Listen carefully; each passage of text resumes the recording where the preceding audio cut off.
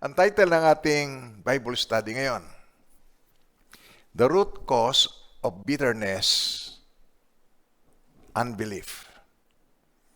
Yan po. Kaya makita natin yung unbelief. Kaya yung mga tao na bitter people speaks bitter word. Ang mga bitter na tao, they're acting like crazy. Yung mga bitter na tao. At sana pakihirap pakitunguhan.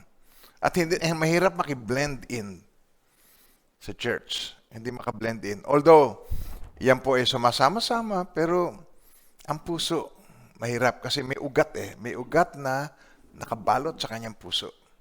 Kaya kahit kasama mo siya, kahit kamanggagawa mo siya, may problema. And now, ngayong umaga po, itong good news, pag-uusapan natin ang tungkol sa bitterness. Manalangin po tayo. Oh, Heavenly Father, ang bagay na espiritual ay maunawaan lamang sa paraang espiritual. Kaya ang taong hindi nagtataglay ng espiritu, ayaw tumanggap ng mga bagay mula sa espiritu para sa kanila kahalangalan. At hindi nila maunawaan. Kahit narito po kami, Panginoon, kami po yung mga taong nagtataglay ng espiritu at karamihan, Panginoon, hindi nauunawaan, pero gustong unawain. Kaya malaki po ang kaibahan ng mga nagtataglay ng espiritu. Pag pinaliwanagan, nabubuksan, nagliliwanag, sapagkat ang espiritu ng tao, spirit of man, is the candle of the Lord. Ito po ang lampara o kandila ng Diyos na siyang nagliliwanag sa Kanya. Kaya kung merong gustong i-enlighten ang Panginoon, yun ay sa Kanyang spirits. Kaya even right now, Lord, I pray, give a humble spirit. Pour out mo po ang humble spirit sa iyong mga minamahal. In Jesus' name. Amen. Amen. Umpisahan ko ito doon sa isang story nung sila Apostle Paul, sila Peter, nasa ministry sila, nagmi-mission sila. Merong isang sorcerer. Yung sorcerer na ito, ay nakita yung kapangyarihan. Alam niyo mga sorcerer, hindi ba? May kapangyarihang itim. Meron niyang black magic. Yan ay nagtitiwala sa agimat, anting-anting, bulong. Okay. At titingnan natin ito. Kung ano yung nakapaloob dito pag makita natin big picture. Para makita natin ang ating sarili sapagkat ang Bible ay parang salamin, parang mirror. Makita mo ang sarili mo at mas mauunawaan mo kung ano yung itinuturo ng Panginoon sa atin. Now when the apostles who were at Jerusalem heard that Samaria had received the word of God, they sent Peter and John to them, who, when they had come down, prayed for them that they might receive. Tignan niyo yan. Who, when they had come down to them, prayed for them that they might receive the Holy Spirit. Ang purpose noon, sa pagpunta nila doon, so they might receive the Holy Spirit. Hindi lahat ng religion ay meron silang kapasidad o meron silang ino-offer na ma-receive nila ang Holy Spirit. Ang maraming religious way ay mechanical way. Punta lang sila doon, sisimba lang sila doon, feeling good lang sila doon. Hindi nila nare-receive ang Holy Spirit. Pero ito ang purpose ni Jesus why He came down from heaven. Okay? Ang gusto niya, ma-receive ang Holy Spirit ng mga tao. Kaya yun din ang purpose ng bawat isang manggagawa na kumikilala kay Jesus, that the Holy Spirit will be received of the people who receive Jesus Christ. Kaya ang pangalan niya, Emmanuel di ba? Emmanuel, God with us. Paano mangyayari ang lahat na yun? Holy Spirit, mananahan. At alam natin yan. Yun ang yung ating pinakikitang yung sa salvation, yung may bilog, God and then man, spirit, soul, and body. Kung natatandaan po ninyo yun. Alam ko tatandaan yun. HTVC kayo Now, susunod natin. Tinan niyo po. For as yet, he had fallen upon none of them. So they had only baptized in the name of the Lord Jesus. Then they laid hands Tingnan. Pinatungan ng kamay. Then, they laid hands on them. Pinatungan sila ng kamay. And they received the Holy Spirit. Kaya alam niyo yun, pagka yun ay ginagawa ko, yung ginagawa ng mga lingkod ng Diyos, ay marami nakaranas na ito. Marami. At yung pinatungan ko ng kamay, natumba siya, nawala ang pagiging addict, nawala ang pagiging slave, nawala yung slave to sin, nawala. Pagkat makapangyarihan po ang banal na Espiritu ng Diyos. At yun ang purpose ng pagpanaog ni Jesus, that we might receive the Holy Spirit. Then, they laid hands on them, okay, tingnan nyo, at pagkatapos, nung nilayan sila, they received the Holy Spirit. Eh, siyempre, meron tong dramatic na makikita ka manifestation. Maring nangangatal, maring speak in tongues. Okay? Now, and when Simon, the sorcerer, when Simon saw that through the laying on of the apostles' hands, the Holy Spirit was given, he offered them money. Mapera itong isang ito. Kaya sinusuhulan. Sabi niya ganito, 10 verse 19, say, give me this power also, that anyone on whom I lay hands may receive the Holy Spirit. Magandang intention, pero mali ang paraan. Nare-realize niyo po ba yun na napakaraming magagandang intention, but they do it the wrong way? They're doing the right thing, but they're doing it the wrong way. They're doing the right thing sa kanilang pagpapalaki ng mga anak dahil mahal na mahal nila, but they're doing it the wrong way. Hindi nila ma-encourage doon sa kanilang values, sa kanilang principles, sa kanilang faith, sa kanilang dedication. Hindi nila ma-encourage. Nasa ibang mundo. So nakikita mo rito na walang masyadong influence. May mga magulang na walang masyadong influence sa kanyang anak. May influence pag binigyan ng pera. Pero walang influence when it comes to values, principles, yung mga things na mahalaga sa kanya, lifestyle, faith, walang influence. Sige, pwede kayong magtingin ng mag-asawa. Give me this power also that anyone on whom I lay hands may receive the Holy Spirit. Merong manifestation yan. Now, ito ang sabi ni Peter. But Peter said to him, your money perish with you, because you thought that the gift of God could be purchased with money. Ang gift of God, ang kaloob ng Diyos, hindi makukuha sa suhol. Hindi makukuha ito sa bribery. Hindi makukuha ito sa pera. Hindi makukuha ito kung ikaw ay mayaman, pupunta sa church and you will control people in the church and the pastor in the church. You cannot. So sabi niya, your money perish with you because you thought that the gift of God could be purchased with money. You have neither part nor portion in this matter. For your heart, tingnan nyo yun. Tingnan yung reason kung bakit. For your heart is not right. Ulitin natin yun, ha? For your heart is not right in the sight of God. Pwede ka bang nag-ooperate in the wrong spirit? Pwede ka bang nag-ooperate sa church not in the right heart? Very possible. Kaya itong tinitingnan natin ngayon at now we are living in the last days at tayo po, ang plano ng Panginoon, magkaroon tayo ng spirit of wisdom and revelation. At niya, Ephesians 1:17 po yan.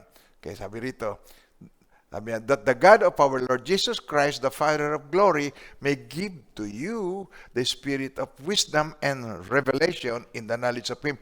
Marireveal sa iyo ang tunay na ikaw. Kasi maraming mga tao mahilig makialam sa buhay ng iba, pero ang sarili niya hindi niya kilala. Nagka-counsel, kung ano-anong ginagawa, pero ang sarili niya hindi kilala. The eyes of your understanding being enlightened, that you may know what is the hope of his calling, what are the riches of the glory of his inheritance in the saints, and what is the exceeding greatness of his power toward us who believe, according to the working of his mighty power. Yan ang ating prayer of the year na ibinigay sa atin New Year's Eve. Kung natatandaan ba ninyo yan? Ayun po. Tuwing linggo, every time magpipreach, every time na kuyaharap, ini-expound ko nang ini-expound unti-unti na itong taon na ito will be a different one. Making God your number one in 2021. So you have neither part nor portion in this matter, for your heart is not right in the sight of God. Repent therefore, tinan niyo po yan.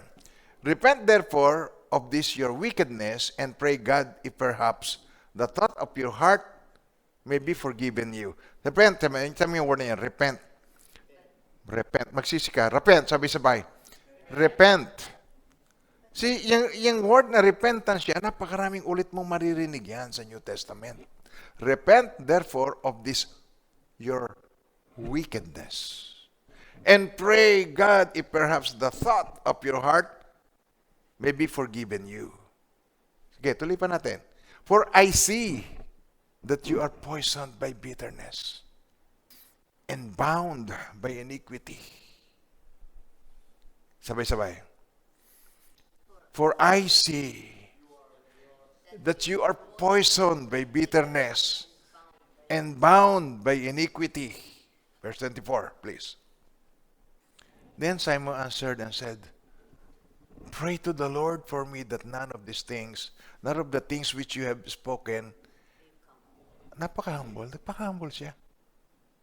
Nang sinabihan siya, nag-humble down siya. Hindi siya nanagot. Hindi siya naging defensive. Kasi hindi niya nalalaman na pala wickedness na yung kanyang idea na yun. He is being wicked. And then, when the apostle, Peter, pininpoint sa kanya, you are poisoned with bitterness and you are bound with iniquity. Ang iniquity, paulit-ulit every time. Iniquity. Sabi niya, nung sinabi sa kanya yon, sabi niya, pray for me. Pray to the Lord for me. That none of the things which you have spoken may come upon me. So verse 25, please. Okay. So when they had testified and preached the word of the Lord, they returned to Jerusalem preaching the gospel in many villages of the Samaritans. So yun pong story nito ng root of bitterness. Nakita natin dito na gustong makuha ang Holy Spirit o gusto niyang ma-empower ng Holy Spirit sa pamamagitan ng bribery, sa pamamagitan ng pagbibigay ng pera. At yon ay wickedness sa harapan ng Diyos. Bound by poisoned by bitterness. Maling pamamaraan, maling approach, maling pagsiserve. Kasi maganda ang purpose para ang mailehans ko, matanggap niya ang Holy Spirit. Tagalogin nga natin, tingnan natin, bilisan natin. 14. Okay. Bibilisan muna natin yung insidente ito. Dito tayo iikot, titingnan natin. Nang mabalita ng mga apostol na nasa Jerusalem na tinanggap ng Samaria ang salita ng Diyos, sinugo nila sa kanila sina Pedro at Juan. Ang dalawa ay bumaba at ipinanalangin sila upang kanilang tanggapin ang Holy Spirit. Yun ang pinakamahalagang maintindihan natin. Ang Holy Spirit. Sapagkat hindi pa ito dumarating sa kanino man sa kanila, kundi sila ay nabautismuhan lamang sa pangalan ng Panginoong Hesus. Ipinatong ni na Pedro at Juan ang kanilang mga kamay sa kanila, naglehans, tinanggap nila ang Espiritu Santo. Alam niyo na nangyayari dyan. So, nung makita ni Simon na ibinigay ang Holy Spirit sa pamamagitan ng pagpatong lang, paglelehans ng mga kamay, sila inalok niya ng pera na salapi. Binalingan siya ngayon. Sabi niya, ito, bigyan din ninyo ako ng kapangyarihan ito. Ito pera. Bigyan ninyo ako ng kapangyarihan ito upang sino mang patungan ko ng aking mga kamay ay tumanggap din sa Holy Spirit. Magandang intention. Now, sabi sa kanya ni Peter, ang iyong salapi mapahamak na kasama mo. Sapagkat inakala mong makukuha mo ang loob ng Diyos sa pamamagitan ng salapi. Your money perish with you. Ang salapi mo, mapahamak na kasama mo. Ang iyong salapi kasama. Sapagkat inaakala mo yon. Tapos sabi niya rin sa verse 21, wala kang bahagi ni karapatan man sa bagay na ito sapagkat ang puso mo hindi matuwid sa harapan ng Diyos. Meron kang twisted na pananaw tungkol dito sa mga bagay na ito. Kaya wala kang karapatan at wala kang bahagi. Sa verse 22, kaya pagsisihan mo ang kasamaan mong ito, manalangin ka sa Panginoon at baka sakaling ipatawad sa iyo ang hangarin ng iyong puso. Sapagkat nakikita kong ikaw ay nasa abdo ng kapaitan. Napakatindi, abdo. Nakakain na ba kayo ng abdo? O, papaitan. Kung kayo kumakain ng kambing na may abdo. Abdo ng kapaitan at nasa gapos ng kasamaan. Kaya ito po, pag sa English translation natin tiningnan ito, yung nasa abdo, poisoned. Ikaw ay nasa lason ng kapaitan. You are poisoned. Ikaw ay nilason. Pag napo-poison ang mind mo, pag napo-poison yan, nakakaroon ng epekto yan sa ibang bahagi ng katawan mo. For I see that you are poisoned by bitterness and bound by iniquity. Mga minamahal ng Panginoon. Sineshare ko ito sa inyo para tayo magkaroon ng realization. Na, yung ikaw marami kang negative, ikaw hindi ka makasunod sa leadership, ikaw hindi ka makapag-submit, walang humility ang iyong heart. Product. Bunga ng bitterness sa iyong heart. Marami pong nadadamay sa bitterness. Maraming naapektuhan. Anong definition natin ng bitterness? A deep-seated ill will, a harsh or sharp quality. Okay. Alam niyo itong bitterness, pag hindi mo ito na-settle, marami itong madadamay sa buhay mo, sa iyong pagkatao, sa pananalita mo, sa agilo mo, sa kilos mo, at saka sa iyong pananaw. Maapektuhan ito. Pag ikaw ay nalalason ang iyong isip. Oh, amen po ba tayo doon? Kaya kailangan nating makita what area in your life are being affected by bitterness. Bakit nangyayari ito sa isang tao? Ang puso kasi ng tao ay napakalalim. Kung anong edad ka, ganun kalalim. Imagine, kung 71 years old, lalim. At walang tao na hindi nakaranas ng kaapihan, hindi nakaranas ng mamaltrato, hindi nakaranas ng maltreatment. Remember, nabubuhay po tayo dito sa fallen world na ito. So, maapektuhan tayo ng mga taong wala ang Espiritu ng Diyos sa Kanya na katulad din natin noon. Kaya, ang puso natin ay sugat-sugatan. Ang puso natin ay napakaraming unsettled. At tayo ay napakaraming karanasan na nagdulot sa atin ng pain, hurts. At yun, pag hindi natin to na-take care sa ating buhay, affected tayo. Kahit naglilingkod ka na at hindi mo na-settle ito, dala-dala mo ito. Nakakagulo po sa ministry ang mga taong bitter. Ngayon, titingnan natin kung ano ito. Ang bitterness ba common sa lahat ng tao? Okay, tama. Aminin mo o hindi ko man kayo nakikita. Ikaw ba naranasan mo na ikaw ay nagkaroon ng bitterness sa isang tao? Offense and then unsettled offense. Okay? O kaya sinadya, nagkamali sa iyo, sinaktan ka, o nireject, niloko, nilinlang, umutang na nangako, hindi na binayaran. Napakarami.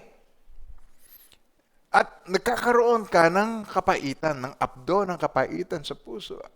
Na nais ng Panginoon, tayo'y makawala doon. Sinisikap mo naman makawala doon. Sa mga retreats, pag nag-lesson tayo ng forgiveness, how many times have you forgiven this person na nanakit sa iyo nung araw pa? How many times na ikaw ay Panginoon, pinatatawad ko na siya. Kuminsan meron pang upuan pagpalagay mo na ng taong namatay na, di hindi mo na siya makausap.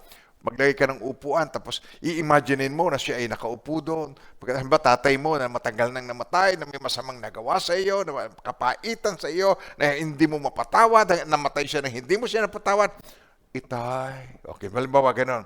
May silya, Itay, alam ko na ako'y naririnig mo. Halimbawa, ganyan ang pananaw ng isang taong hindi nakakaalam ng katotohanan, ng Word of God. Marami nga niyan, mananampalataya na Happy birthday, nanay. Ang tagal nang namatay yun.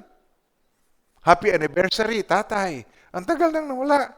Alam niyo yung FB, ginagawang text para sa langit.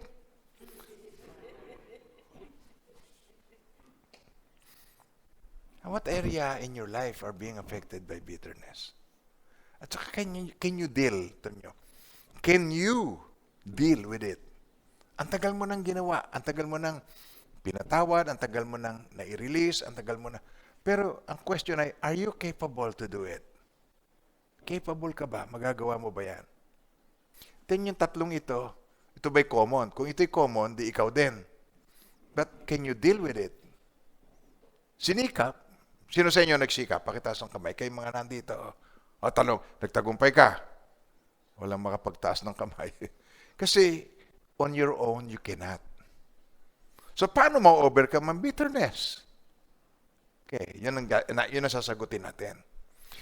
Kung hindi capable ang isang tao na magawa niya ito, if a man cannot deal with his bitterness on his own, kaya sabi ni Simon na ipag-pray mo ko na ang mga sinabi mo hindi mangyari sa akin. Kailangan ipag-pray siya ng isang tao na merong anointing para siya ma-release doon. Amen po. So, paano ma-overcome? Number 1, think of the goodness of God. At ang pangalawa, turn your eyes upon Jesus. Yan ang dalawang bagay na kailangan gawin. Think of the goodness of God. Alam niyo yung grace binigay ng Lord because of His love? For God so loved the world.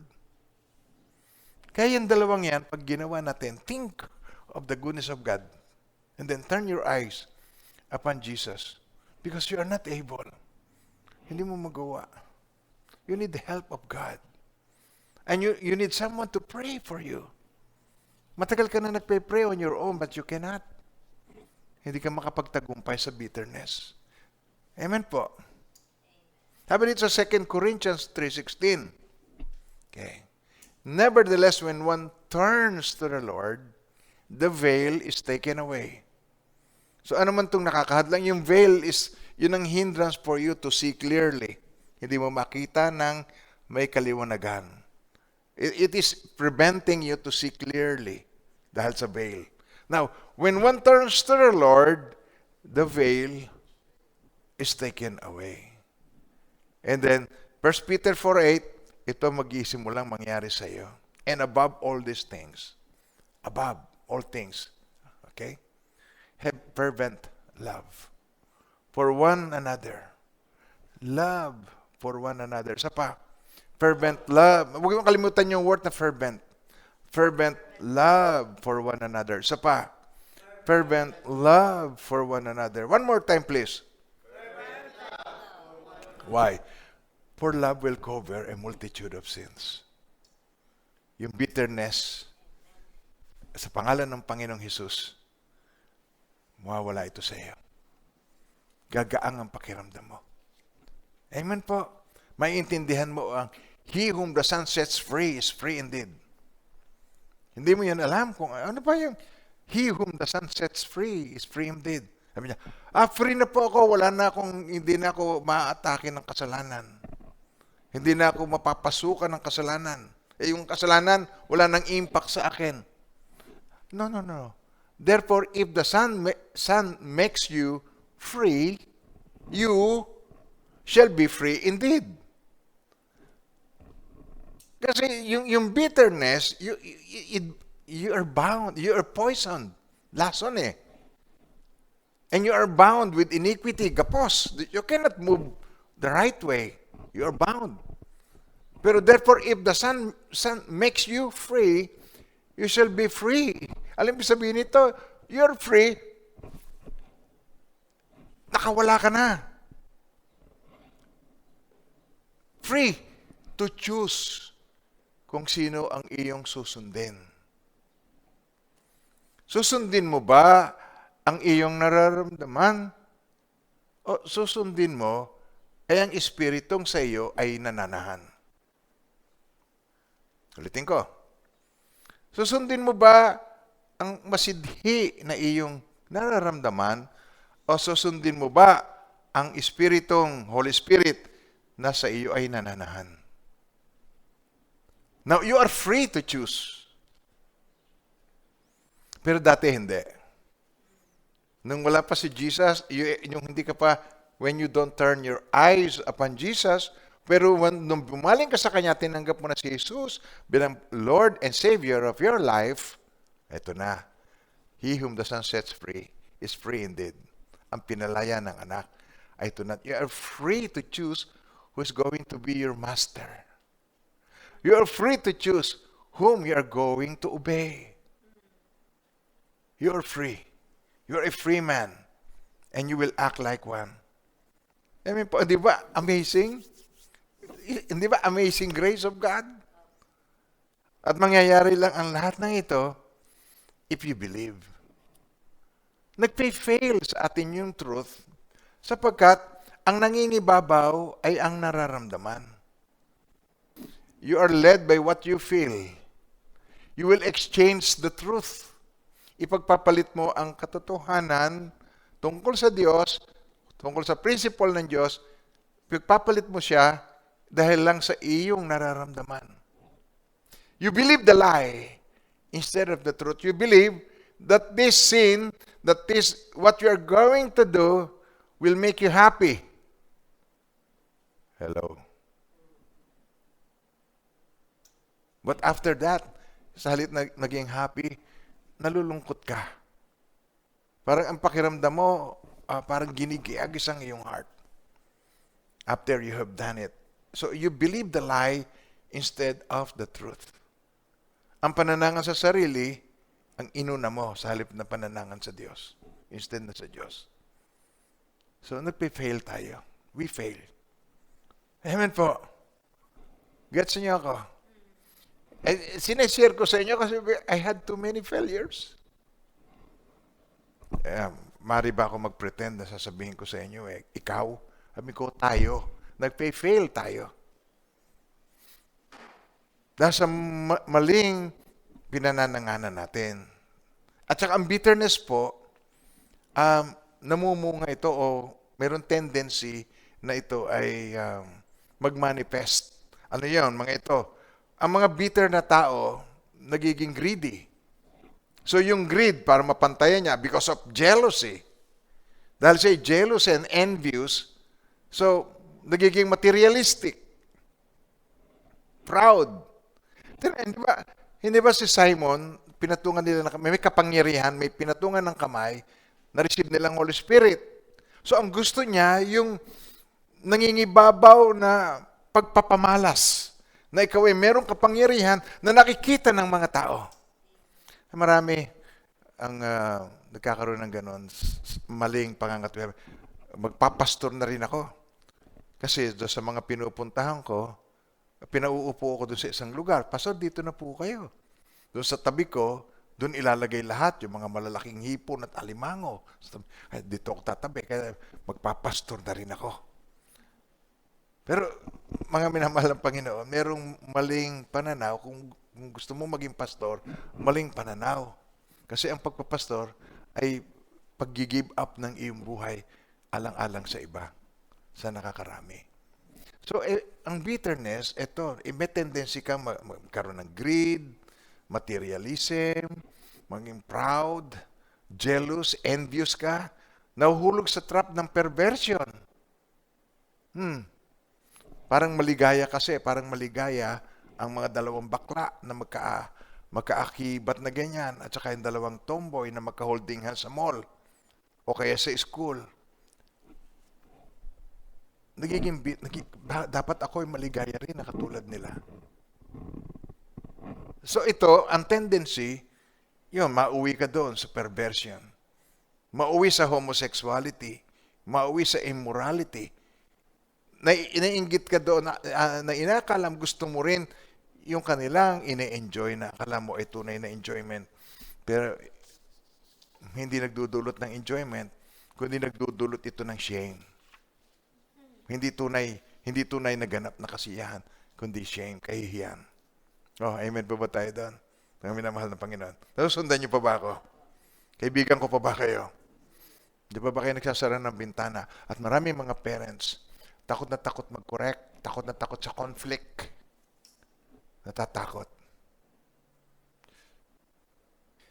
Nalitaw ang bitterness dahil may ugat ito. Ano ba yung ating salita ngayon sa ating millennial? Yung may ugat, yung pinag-ugatan, yung may hugot. Hugot. Hugot line, hugot line. Bitterness, hugot line. Sa FB, ang daming hugot line. Tsaka yung mga icon, yung mga grrrr, mga ganyan ng ngipin, yung mga galit, yung mga ang kilay magkadikit. Nakikita mo doon yung icon? Tapos may smiley. Yan. Nakikita mo doon. Yung bitterness. Ine-express. Ito tatandaan ninyo. Lagi nyo tatandaan ito. Nung tanggapin mo ang Panginoong Jesucristo bilang Panginoon na tagapagligtas ng buhay mo, ikaw ay meron two natures.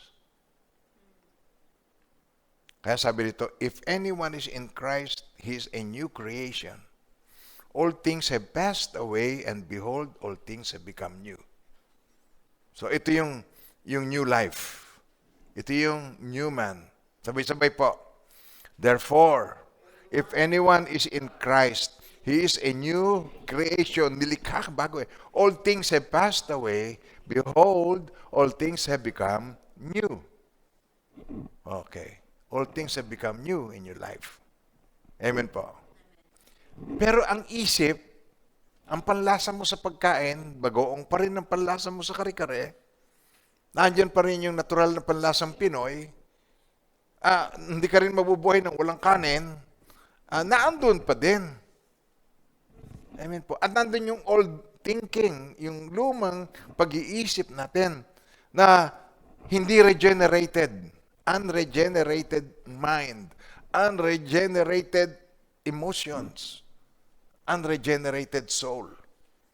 Pero born again in the Spirit. New man in the Spirit. Ang new man, all things is new inside you. Amen po. Hindi nga maintindihan ng marami. Sa 1 John 3:9, hindi maintindihan. Whoever has been born of God does not sin. For his seed remains, God's seed remains in him. And he cannot sin because he has been born of God. Kaya, totoo bang hindi nagkakasala yan? Nagkakasala yung old man. Pero yung new man, hindi nagkakasala. We are living in two natures. Amen po. Nakukuha niya yan. So yung old man, patuloy pa rin sa dati, yun ang kanyang appetite, yun ang kanyang ugali, yun ang kanyang pinagdaanan. Meron pa rin siya noon na ang gusto ng Panginoon, ma-deliver tayo doon. Para ang liwanag na nasa atin ay magningning sa harapan ng mga tao. At ang nagkakatisuran, kapwa manggagawa. Pastor sa pastor, nagkakatisuran. Kapatiran sa kapatiran, kamanggagawa sa manggagawa, nagkakatisuran. Why? Dahil sa hindi nila pag-unawa sa kanilang two natures, old and new. new, old. Nagigets yung ba ako doon? Yung old nature natin, ito po yan, old nature. I-describe ko ang old nature sa Romans 7, verse 23 to 25. Subalit nararamdaman kong may ibang tuntunin sa mga bahagi ng aking katawan. At ito'y salungat sa tuntunin ng aking isip. Dahil dito, ako'y naalipin ng kasalanang nananahan sa mga bahagi ng aking katawan. Ito ang ating old man. Ito ang ating sin nature. Okay. Tapos, tuloy natin. Kahabag-habag ang kalagayan ko. Sino magliligtas sa akin sa katawang ito na nagdudulot sa akin ng kamatayan? Dahil sa kanyang puso, sa kaibuturan, kayang-kaya niyang magnasa. Okay, sabihin niyo sa akin, totoo hindi? O, kayong mga nandito, kung kayo nag-agree sa akin, taas ang kamay. Kayang-kaya. Pero hindi magawa. Taas ang kamay kung hindi magawa. Because ginagawa mo yon on your own. Hindi mo pa matutunan na ang kailangan natin, si Jesus ay maging King of Kings and Lord of Lords. King and Lord of our lives. Hindi pa matutunan. Na nung bago mananampalataya, meron pang trono ang puso, tapos nandun yung self. Tapos pinag-aaralan natin yan sa mga retreat, aalisin mo yung self at ang mananahan dun ngayon si Jesus sa trono ng iyong puso. Pero pag hindi mo yan nagawa, hindi mo yan naintindihan, at hindi mo alaman kung paano ko ba gagawin ang mga ito ang nangyayari. Kahabag-habag ang kalagayan ko. Sino magliligtas sa akin sa katawang ito? Napuprostrate. Basta, gusto ko naman po talagang magbago. Sa puso ko, gusto ko magbago. Ayaw ko naman. Napuprostrate ka na sa sarili mo at lahat tayo nakakaranas ng ganon. Sino sa inyo ang ganon? Gusto ko naman po magbago. Sino sa inyo ang ganon? Kasi ang iyong spirit, hindi naman niya nagkakasala. Nagko-contradict ang dalawa. Ayaw mo yon. Deep inside you, ayaw mo yon. Amen po. Kaya, sinolusyonan ng Diyos. Sabi ito sa Romans 8, verse 1 to 3. Ito ang solusyon ng Diyos. There is therefore now no condemnation to those who are in Christ Jesus, period. Okay. Dagdag na lang yung who do not walk according to the Spirit. Dagdag na lamang yon. Kasi yung pong translator ng Bible, hindi maintindihan yung goodness of God. Pero, there is therefore now no condemnation. Kaya sa Bible, makikita nyo yun, merong asterisk. Tapos pag pinigyan nyo sa ibaba ng Bible, makikita nyo doon na hindi nakasulat sa original. Parang yun, pinasok lang yun doon, dinagdag. Kasi, maging yung nag-translate ay hindi makuha, hindi mag-gets yung goodness of God. Kaya sabi, there is therefore now, na ikaw ay mananampalataya, no condemnation for those who are in Christ Jesus. Period. Yun. Pero walang period. Wala rin yung period sa Bible. Wala yung chapter, walang verse. So yung mga Bible scholars, ang ginawa nila, nilagyan nila ng chapter, nilagyan nila ng verse, para pag ang pinag-uusapan natin, matukoy natin sa bahagi. Kung hindi, isang buo yan, ay napakahirap. Saan natin matatagpuan yan? Ay doon sa, di mo ma-pinpoint kung saan. So, ang ginawa nila, nilagyan nila, pero ang pagkakalagay nila ng chapter at saka verse, maraming pagkakataon, sala ang posisyon. Hindi dapat inilagay. At tayo, mga pinapatnubayan ng Espiritu, kung ang Espiritu ng Diyos ay talagang nananahan sa iyo, maintindihan mo kung saan dapat ilagay ang period, kung dapat ilagay ang comma, kung dapat ilagay. At maintindihan mo ito. There is therefore now no condemnation for those who are in Christ Jesus. For the law of the Spirit of life has set you free in Christ Jesus from the law of sin and death. Kaya nakita niyo yung dalawang klase ng law. Law of the Spirit of life, law of sin and death. Okay. Yung law of sin and death, yun yung law na pagka nagkasala ka, patay ka. Pagka namulot ka ng patpat, kahit naubusan ka ng panggatong, pagka Sabado, Babatuhin ka hanggang mamatay. Ganun ang ginagawa. Hindi niyo magugustuhan yung law of sin and death. Pero tayo, nasa ilalim tayo ng batas ng Espiritu na nagbibigay buhay. Bunga ng pagkakilala sa Panginoong Hesus. Kasi sa verse 3, tingnan niyo, for God has done what the law, weakened by the flesh, could not do. O, sa Tagalog, tingnan niyo to. Ginawa ng Diyos ang hindi nagawa ng kautusan dahil sa likas na kahinaan ng tao. Ang tao ay may likas na kahinaan. Merong sin nature, yung tinignan natin kanina. Sabi niyo, ulitin yan, sin nature. Yung old man, pinanganak tayo ay sinners. Walang magtuturo sa'yo magsinungaling, automatic. Walang magtuturo sa'yo ng kahalayan, automatic. Walang magtuturo sa'yo ng kasamaan. Wala. Sin nature, because we have that sin nature. May natural. Pagkapanganak, tayo pinanganak na makasalanan. At nababago lang yon when one turns to Christ, nababago lang yon, nagliliwanag, pinagkakalooban niya tayo ng kanyang espiritu upang tayo ay patnubayan niya. So ginawa ng Diyos ang hindi nagawa ng kautusan dahil sa likas na kahinaan ng tao. Sinugo niya ang kanyang sariling anak sa anyo ng taong makasalanan upang maging handog para sa kasalanan. Okay? At sa anyong yon, hinatulan niya ang kasalanan. Ang kasalanan ko, ang kasalanan mo, hinatulan ng Diyos. Sinolusyonan ng Diyos yung issue. Wala nang guilt. Kaya sa verse 1, balik tayo sa verse 1, tinan ninyo. Kaya nga, hindi nahahatulang maparusahan ang mga nakipag-isa kay Kristo Jesus. Wala na ako sa batas ng kasalanan, kamatayan. Kasalanan at kamatayan. Sapagkat pinalaya na ako ng batas ng Espiritu na nagbibigay buhay. Ay, purihin ng Panginoon. Amen.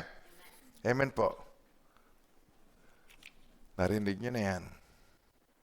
How much do you believe of what you heard before? Gaano mo ba pinaniniwalaan yun, mga narinig mo na? Amen po. So yan ang solusyon ng Panginoon. Therefore, if the Son makes you free, you shall be free indeed to choose your master, to choose whom you are going to serve, to choose whom you are going to yield your life. Oh, amen po. Amen ba, mga minamahal ng Panginoon? Grabe ang kabutihan ng Diyos. Napakabuti ni Lord. Amen po.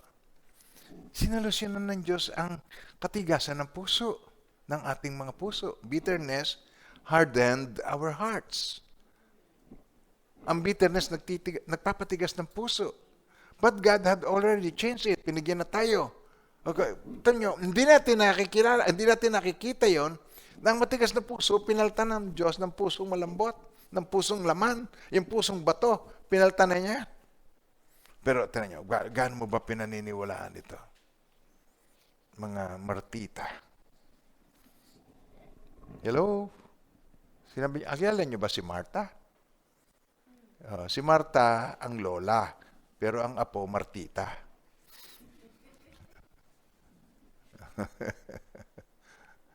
Kasi hindi, nakaharap mo na hindi mo pa kinikilala eh. Okay, tingnan nyo. Sabi sa Ezekiel 36, verse 26 to 27, I will give you a new heart and put a new spirit within you. I will take the heart of stone out of your flesh and give you a heart of flesh. Malambot. Laman. I will put my spirit within you and cause you to walk in my statutes. And you will keep my judgment and do them. Because you have a new heart. And we have the Holy Spirit in us. It is a matter, hindi yan may kinalaman sa side ng God. May kinalaman na yan sa ating pagiging tao and how we receive things from God. May kinalaman na yun doon. Sa bahagi ng God, His divine power, okay, has given to us all things that pertains to life and godliness. Para ating mapagtagumpayan ang mga ang simbuyo ng mga kahalayan at corruption nating na-experience dito sa sanlibutan. 2 Peter chapter 1 verse 3. As His divine power has given to us all things that pertain to life and godliness through the knowledge of Him who called us by glory and virtue, by which have been given to us exceedingly great and precious promises, that through this you may be partakers of the divine nature, having escaped the corruption that is in the world through lust. Yun nga lang po, tinan niyo po. Kailangan natin merong i-develop sa atin. Kaya sabi rin sa verse 5, okay, but also for this very reason. So, nangyari na yun, pero but also for this very reason. Sabay-sabay. But giving all diligence, Panginoon, help us. Sabi niyo, umusal kayo ng dalangin, Lord, help us. Lord, help me. Lord, help me. For also for this very reason, giving all diligence. Alam niyo ba yung word na diligence? Pagsisikap yan. Diligence. Due diligence. Gagawaan mo ng, halimbawa, ikaw yung magpipreach, kinakailangan mo ang due diligence. To search more, to research, para ma-expound mo yung iyong ipipreach. But also for this very reason, giving all diligence, add to your faith virtue, to virtue, knowledge. To knowledge, self-control. To self-control, perseverance. To perseverance, godliness. To godliness, brotherly kindness. And to brotherly kindness, love. Who is going to add to your faith? Ang faith, iyo. Amen po. Sino magdadagdag ng lahat ng iyon? With due diligence, giving all diligence, tayo magdadagdag nun. Amen po. Hello. Amen. But how much do you believe Jesus? How much do you believe that Jesus is the great I am? Before Abraham was, I am. Katulad ng power ng resurrection. Tulad ng sa John 11 na aking isinyer tungkol kay Martha. Si Martha ang bida doon sa John 11. hindi si Mary. Si Martha rin ang nag-roll ng stone. Si Martha ang lumilitaw na parang tayo. To see is to believe. Meron tayong limited faith. Meron tayong fundamental faith. At meron tayong gusto niyang magkaroon tayo ng unli faith. Kumbaga parang unli rice, unli faith. 4 na araw ng patay, mabaho na, maniniwala ka pa rin, kayang buhayin ni Jesus. I am the resurrection and the life. Kaya tingnan niyo mga minamahal ng Panginoon, ang problem natin ay unbelief. Unbelieving believers. Amen po. Ang cause ng bitterness, unbelief. Because you cannot believe. Hindi mo kayang i-comprehend ng iyong mind. Because it takes faith. It takes pistis. Pistis is more than intellectual knowledge. Higit pa doon sa yung logical. Logical people, it makes it very hard sa isang intellectual at saka logical people to understand the goodness of God, the power of God, the manifestation of the goodness of God in your life. Hindi basta makuha. Pati nga yung ako ay tinawag ng Panginoon, sabi niya sa akin, I'm going to use you. Hindi makomprehend, hindi basta maintindihan. Baka ibang tumawag kay pastor, baka ano. Kasi hinahanapan na tinawag ng Panginoon dapat perfect. Perfect ba si Moses? Perfect ba si Abraham? Perfect ba si David? Sino ang perfect sa kanila? Maliban kay Jesus na nagkatawang tao. No one. Now, mga minamahal ng Panginoon, ito, naipakita ko na yung human nature, yung sinful nature, sinolusyonan ng Diyos. Pero ang unbelief, nangingibabaw pa rin. Ito nagkokos sa atin na tayo ay magkaroon ng unbelief. At ang unbelief. Sabihin niyo yung word na yan, unbelief. Isa pa, unbelief. Ito ang pinakaseryosong kasalanan. Hindi yung sexual immorality, hindi yung iyong perversion, hindi yung iyong murder, hindi yan. Ang pinakamatinding kasalanan, unbelief. Kasi sa 1 John 5:10, Sabi rito, ay ganito. Alam natin yung verse 11. Ito ang patotoo. Pinagkaloob sa atin ng Diyos ang buhay na walang hanggan. Ito'y makakamta sa pamamagitan ng kanyang anak.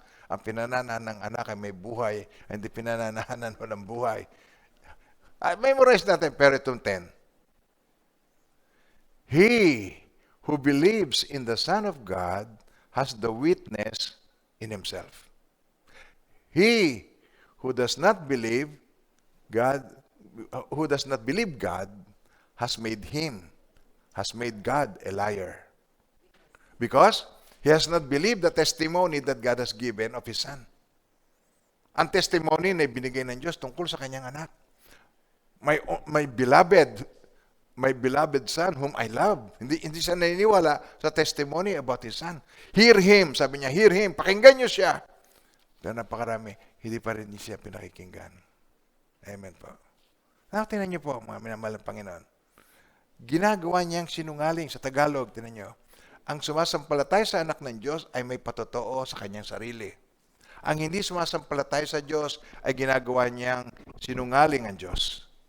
Sapagkat hindi siya sumasampalataya sa patotoo na ibinigay ng Diyos tungkol sa kanyang anak. At ito ang patotoo, ipinagkaloob ng Diyos ang buhay na walang hanggan. Ito'y makakamtam sa pamamagitan ng anak. Ang pinananahanan ng anak ng Diyos ay may buhay na walang hanggan. Ngunit wala nito, hindi pinananahanan ng anak ng Diyos. Isinusulat ko ito sa inyo upang malaman niyo na kayong nananalig sa anak ng Diyos ay may buhay na walang hanggan.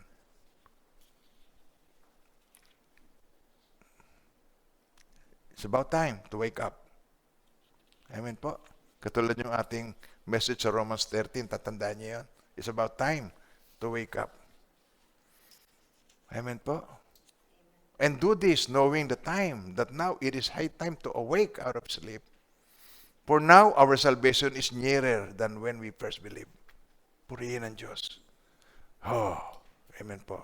Now, anong gagawin natin? Anong dapat nating paniwalaan tungkol sa katotohanan, tungkol sa anak? Ang pangalan niya, Emmanuel. Sinabi ng angel, ang ipapangalan sa kanya ay Emmanuel. Ang Emmanuel, God with us. Emmanuel. Yung L, Emmanuel, L. Yung L, yun po yung parang El Shaddai. Ang L ay deity o God. Emmanuel, do you believe this? Yun ang question. That God is with us. Hindi tayo iniiwan, hindi pinababayan. Lonely ka, o hindi ka naniniwala na siya kasama mo. Longing ka, hindi ka naniniwala na mahal ka niya. Naghahanap ka, masyado kang attached sa affection ng iyong best friend forever and ever. Sabi ng Bible, cursed is the man who trusts in man. Ang tao ay nagkakasakit, ang tao ay namamatay. Ang pinakamasaklap sa lahat, ang tao nagbabago ng isip. Pag nagbago yan ang isip sa iyo, ang best friend mo, kinaliwa ka. Ang best friend mo, nagtaksil sa iyo. Ang best friend mo, yun ang sinamahan ng mister mo. So, it is, kung meron tayong pagtitiwalaan ng buong puso, ay wala nang iba kundi si Lord. Si Lord Jesus. Amen po. Sabi niya, kayo ay kaibigan ko. Kaya ngayon, ipinapahayag ko na sa inyo lahat kung anong ang natutunan ko sa Ama, isinashare ko sa inyo kasi ang alipin, hindi binibigyan ng lessons na ganito. Pero kayo, pagka friend, pinagtatapat niya sa atin ang lahat ng ating kailangan. Napakabuti ni Lord. Amen po. Amen. So you have to deal with your unbelief. Do not believe the lie. Let God be true. And every man be a liar. Alam niyo ba yan? Let God be true. And every man a liar. Romans 3. What if they don't believe? Sabi na sa verse 3. Paano kung hindi sila maniwala? Paano kung iba ang kanilang sabihin? And what if some did not believe? Will their unbelief, will your unbelief make the faithfulness of God without effect in you, sa iyo mismo?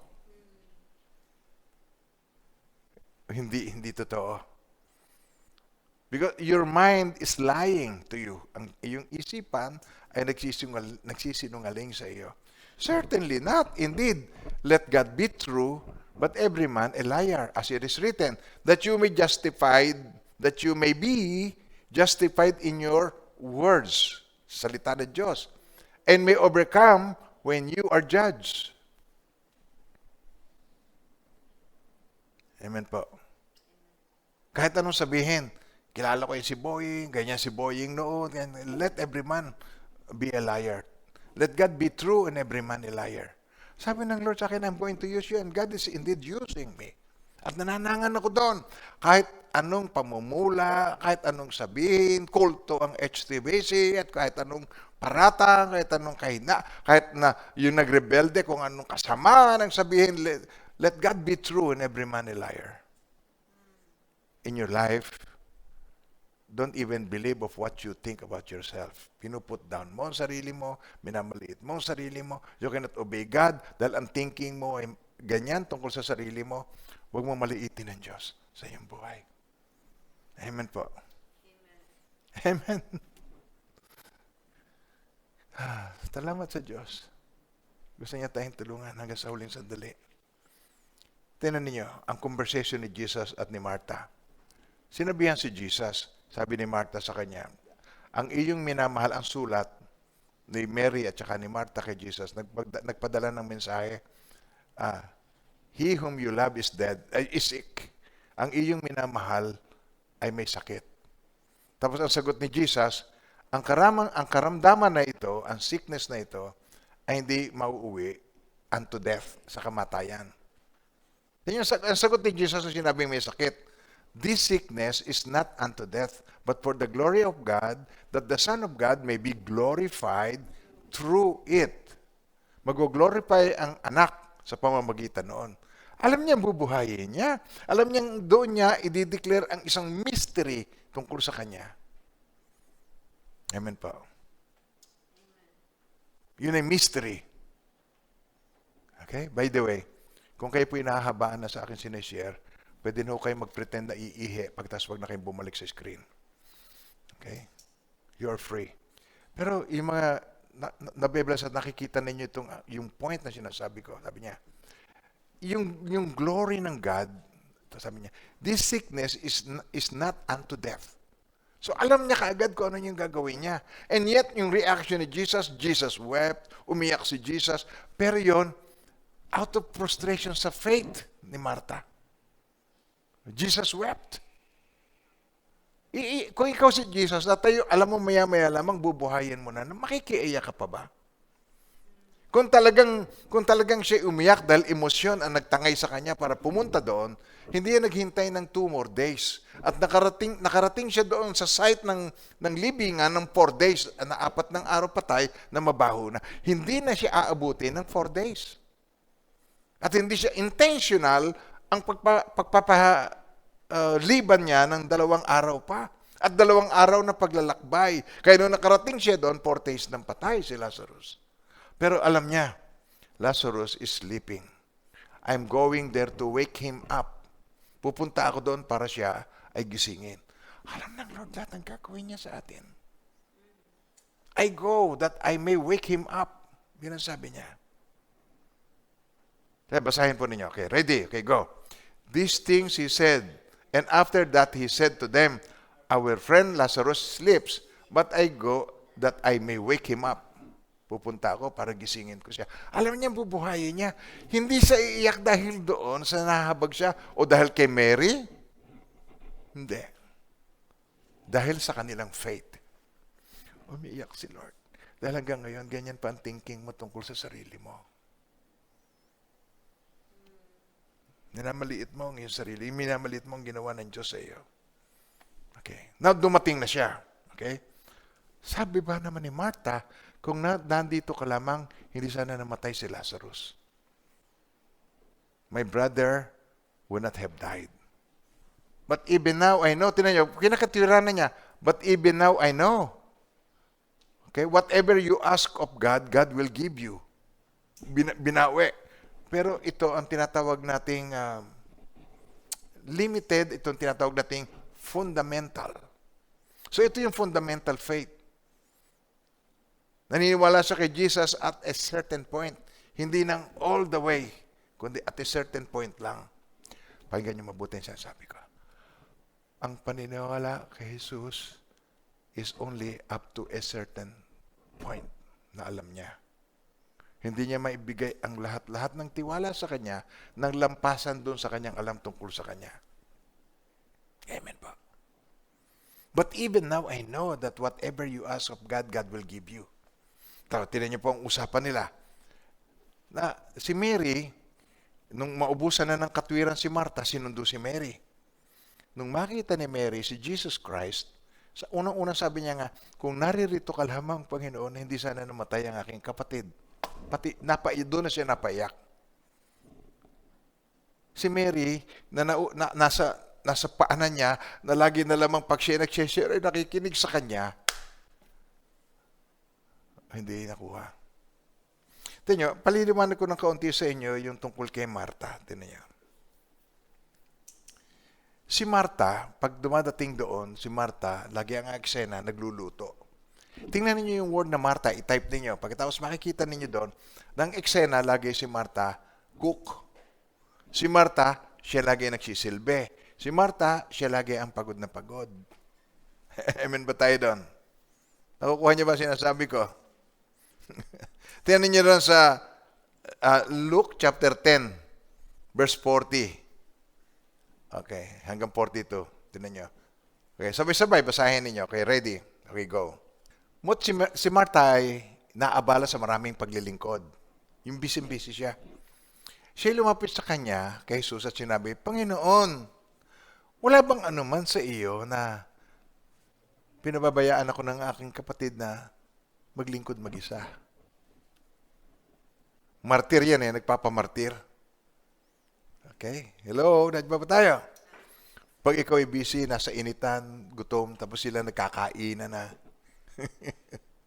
Pakiramdam mo, ikaw ay api, ikaw ay nag-iisa, parang ikaw ay nagsiserve na lang na nag-iisa ka.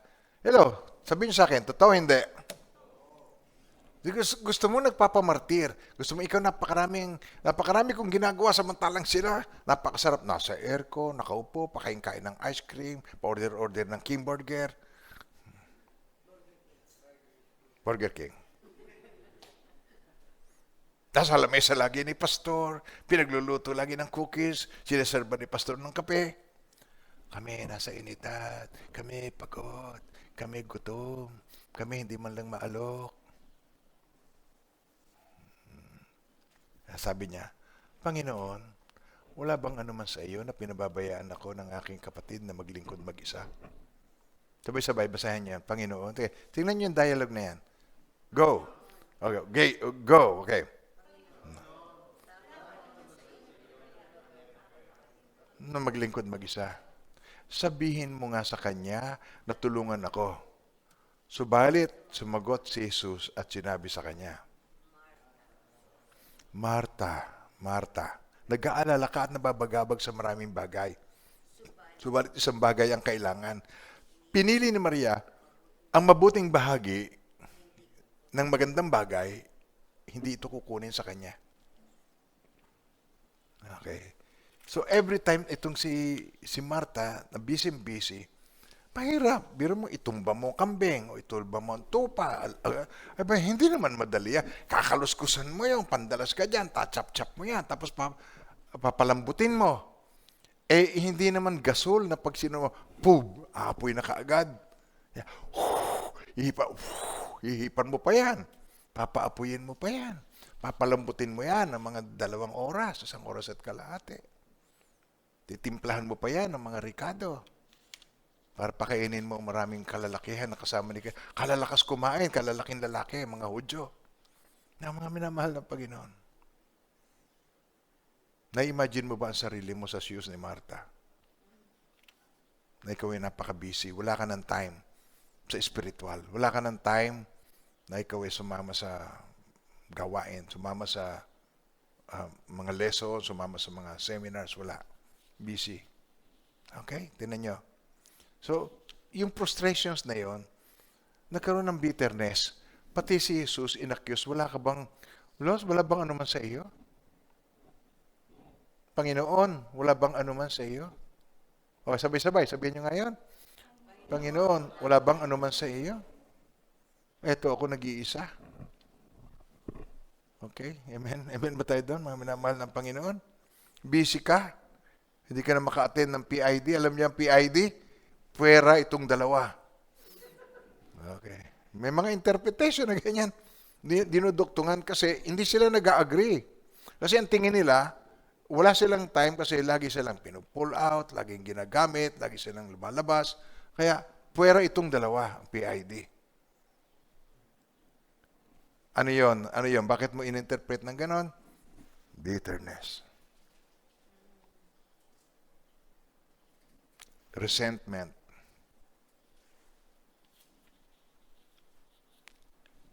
Ang treatment ay unfairness. Kaya nasasabi yung mga ganon. Amen po. Nasusundan pa ba ako? Ito ay isang seryosong lesson. Bitterness is a serious sin. Sa lahat ng sin, ito ang may karugtong na poisoned with bitterness. Ang karugtong pa rito, gagapusin ka. You are bound by iniquity. Iniquity, paulit-ulit na kasalanang nagagawa mo becomes iniquity in your life. Amen po. Ang solusyon dito ay ang kapayapaan ni Jesus sa iyo. Ang solusyon dito ay ang Holy Spirit na binigay ni Jesus sa atin. Ezekiel 36, verse 26 to 27, tinan niya. Dinideclare niya, malayo pa bago pa tayo isinilang, I will give you a new heart and put a new spirit within you. I will take the heart of stone out of your flesh and give you a heart of flesh. I will put my spirit within you and cause you to walk in my statutes, and you will keep my judgment and do them. Mga minamahal ng Panginoon. Sa panig ng God, binigay niya sa atin ang ating kailangan. Amen po. Sabi niya sa John 14, verse 26, But the Helper, the Holy Spirit, whom the Father will send in my name, He will teach you all things and bring to your remembrance all things that I said to you. Tumingin kayo sa akin, dali. Bakit mahirap matuto ang maraming tao? Bakit maraming estudyante hindi matuto sa teacher? Sabihin niyo, bakit? Hindi niya nirespeto ang teacher. Hindi niya binibilang na mahalaga ang itinuturo ng teacher. Pero ang salita ng Diyos, nakakaroon ng effect sa mga tao na tinitinan niya na ang salita ng Diyos, na salita na tinashare sa kanila, ay hindi mula sa tao, kundi mula sa Diyos. Natatandaan niyo yun? Kaya yun, nagkaroon ng impact, nagkaroon ng effect sa iba, at walang effect sa iba because of unbelief. Sapagkat tinanggap ninyo ang salitang isinyer namin sa inyo, nawari ito hindi sa tao, kundi sa Diyos, nanggaling sa Diyos. Kaya ito ay nagkaroon ng epekto sa kanila. Pero sa kanila na hindi nila tinanggap na ganon, at sinasabi nga sinabi lang yan ng tao, sinabi lang, namimili ng preacher, namimili ng pakinggan, hindi nagiging effective sa kanya. Kaya, nananatili siyang ganon. Amen po ba tayo doon? Yan, ano ang pamamaraan ni Jesus dito? Sa Mark chapter 1, okay, verse 35, Now in the morning, having risen a long while before daylight. Tingnan niyo yung word na yun. Having risen a long while before daylight. Bago pa magliwanag, matagal na siyang gising bago pa magliwanag. Matagal na siyang nananalangin bago pa magliwanag. He went out and departed to a solitary place and where he prayed. And there, he prayed. Doon siya nanalangin. Tagalogin natin. Tingnan natin kung sa Tagalog mabilis. Nang madaling araw, habang madilim pa o mahaba pa ang oras bago magliwanag, pagbangon ni Jesus ay lumabas siya at nagtungo sa isang ilang na lugar at doon ay nanalangin. Hinanap ni Simon at ng mga kasamahan niya si Jesus. Sinatagpuan nila at sinabi sa kanya, hinahanap ka ng lahat. Sinabi niya sa kanila, pumunta tayo sa iba pang mga karatig bayan upang ako'y makapangaral din naman doon. Sapagkat dahil dito, ako'y naparito. At nagpunta siya sa buong Galilea na nangaral sa kanilang mga synagogue at nagpalayas ng mga demonyo. Alam niya kung saan siya ililid dahil sa kanyang prayer. Alam niya kung ano ang kanyang ididesisyon dahil siya ay nananalangin. Amen po. Anong solusyon? Ano ang nagkakos para ikaw ay lobat? Para ikaw hindi mo ma-recognize? Para ikaw hindi mawala sa bitterness? Lack of prayer. Kulang sa connect. Hindi ka nakakonect. Ang spirit, hindi nakakonect sa kanyang spirit. Lack of prayer. Maging si Jesus man, matagal pa bago magliwanag, nananalangin na. Bago pa magliwanag, nakapag-pray na siya. Mga minamahal ng Panginoon, ako'y nagtitiwala. Ang salita niya hindi babalik ng walang kabuluhan. Ito'y magkakaroon ng impact sa iyo. Ikaw palalayain ka sa pangalan ng Panginoong Hesus. Makakalaya ka sa ugat na ito ng kapaitan. Dito sa Hebrews 12, 14 and 15. Pursue peace with all people. O kung may bitterness ka, you cannot pursue peace. There will always be trouble. Pursue peace with all people. And holiness without which no one will see the Lord. Looking carefully. Looking carefully. Lest anyone fall short of the grace of God. Fall short of the grace of God. Lest any root of bitterness spring up. Cause trouble. By this many become defiled. Maraming natitisod. Nalitaw yung iyong bitterness. Nalitaw yung iyong sungit. Nalitaw yung indefensive attitude. Amen po. Maraming nadi-discourage. Nagsiserve, gagawa ang kanyang tungkulin, hindi mo masunod yung kanyang pagsunod sa kanyang tungkulin. Nire-reject mo, magbibigay siya ng instruction, hindi mo matanggap yon. Walang susundin kundi ako. Paano ko? Ako'y wala na. Mahal ng Panginoon. Kailan makalaya tayo dito. Amen po. Yung ugat na ito. Kahit ang Holy Spirit, solusyon ng Panginoong Hesus. Ang patnubay na susuguin ng Ama sa aking pangalan, siya magtuturo sa inyo ng lahat ng bagay. Siya magpapaalala ng lahat ng sinabi ko sa inyo. Kapayapaan ang iniiwan ko sa inyo. Peace, my peace. Kapayapaan ang iniiwan ko sa inyo. Ang aking kapayapaan ang ibinibigay ko sa inyo. Hindi gaya ng ibinibigay ng sanlibutan ang ibinibigay ko sa inyo. Huwag mabaghabag ang inyong puso o matakot man. Holy Spirit. Sa John 20:21, nung si Jesus nag-resurrect si Jesus, tapos nakita niya ang kanyang mga alagad, sabi niya sa kanyang mga alagad, peace to you. As the Father has sent me, I also send you. And when he had said this, he breathed on them and said to them, receive the Holy Spirit. And the Holy Spirit, siya dapat tayo manangan, hindi sa ating nararamdaman. Be led by the Spirit. Amen po. As many as are led by the Spirit of God, these are the sons of God. May the Lord be blessed by His word. Maraming salamat sa kanyang kabutihan. Father, nakitiwala po ko, salita mo hindi babalik ng walang kabuluhan. Ibe-bless mo ang iyong mga anak. Panginoon, ang makikita sa kanila ay maturity. Mawawala na yung aming immaturity. Mawawala na yung mga bitterness na ito, na pagmamaliit namin sa aming sarili, na may bunga ng inggit, resentment. Panginoon, palalayain mo. At ang pinalaya ng anak ay tunay na malaya na nga. And now may the Lord God bless you and keep you, and may His face so shine upon each one of you and be gracious to you. His countenance be upon you and bring you peace. In the name of the Father, of the Son, of the Holy Spirit, in Jesus' mighty name. Amen. Amen. And amen. Amen po.